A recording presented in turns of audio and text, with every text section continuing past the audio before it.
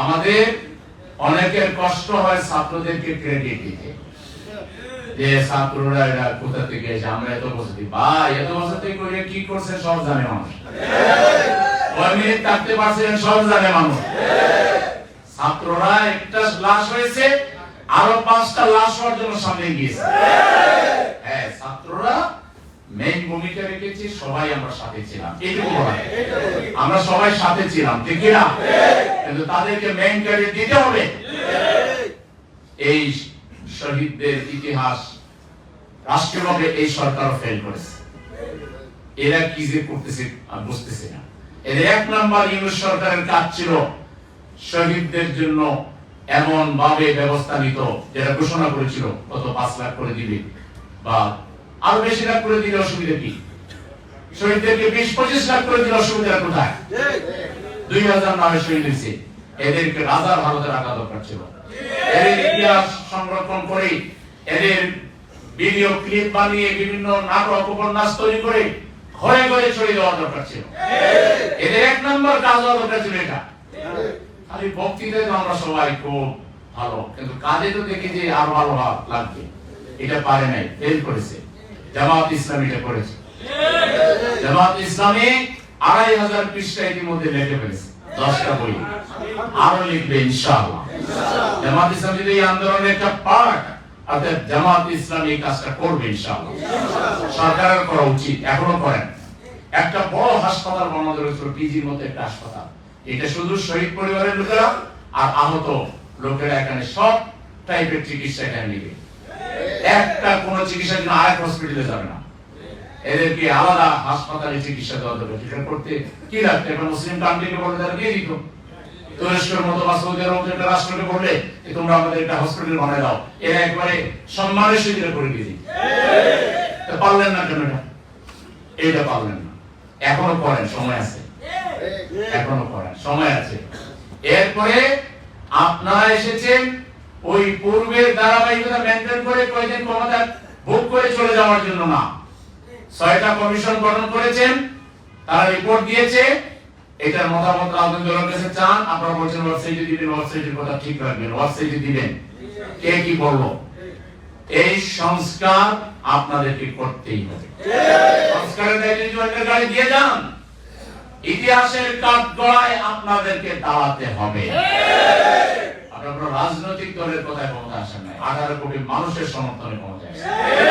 সংস্কার অবাস্তবায়িত রেখে ক্ষমতা থেকে বিদায় নেওয়ার অর্থ আপনাদের সমস্ত কার্যক্রম মাটির সাথে মিশে যাবে। আপনারা যত দ্রুত পালন করেন, এর মানে এটা না যে আপনারা বছরের পর বছর ক্ষমতায় থাকবেন। আপনারা যেটা বলছেন এই বছরের ভিতরে না হলে আগামী বছরের জুনের ভিতরে, দ্যাটস ওকে। আপনারা এই সময়ের ভিতরে সংস্কার বাস্তবায়ন করুন, 100% বাস্তবায়ন করুন। এরপরে আমাদের নেতা বলে গেলেন লোকাল নির্বাচন কেন আগে দরকার? এই জন্য দরকার, এখন মানুষ কোনো সার্ভিস পাচ্ছে না।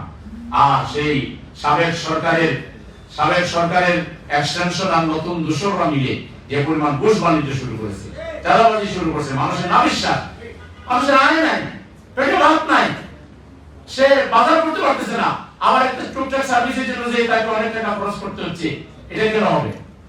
আর স্থানীয় নির্বাচন আগে হলে নিউট্রাল গভর্নমেন্টের আন্ডারে হলে সমাজে এমন কিছু মানুষ আছে সৎ এবং যোগ্য, তারা রাষ্ট্র পরিচালনা, লোকাল গভর্নমেন্ট পরিচালনা তারা ইনভলভ হবে।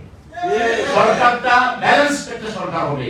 আর না হলে আপনারা যারা চাচ্ছেন না স্থানীয় নির্বাচন, এটা লেখছে বাসের কেল্লায় একজন লেখছে যে আপনি হইতে চান দলের পক্ষ থেকে এমপি, আপনার বউরে বানাইবেন উপজেলা চেয়ারম্যান, শালীরে বানাইবেন ভাইস চেয়ারম্যান অথবা শালা অথবা শালী, আর প্রথম বড় চামচারে বানাইবেন হলো ইউনিয়ন চেয়ারম্যান, আর ছোট চামচারে বানাবেন হলো মেম্বার। আপনি আর মামু বৈশা ঘরের ভিতরে বৈশা সব খাইবেন, তাতে আপনি কিছুই জানবেন না। এটা হবে না। এটা নির্দলীয় নির্বাচন, এটা নির্দলীয় নিরপেক্ষ সরকারের অধীনে হইলে দেশের সাধারণ জনগণ, যাদের মধ্যে মেধা আছে, বুদ্ধি আছে, সম্পদ আছে, মানব সেবা করতে চায়, এই ধরনের লোকেরাও তারা পাস করবে। আর দলীয় সরকারের অধীনে হলে কোন নির্দলীয় লোক এখানে পাস করে আসতে পারবে না।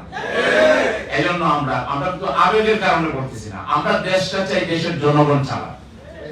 আমাদের ক্ষমতায় যাওয়ার এত তাড়াতাড়ি কোন আমাদের ক্ষমতা না হইলেও আমরা জনসেবা করতে পারি।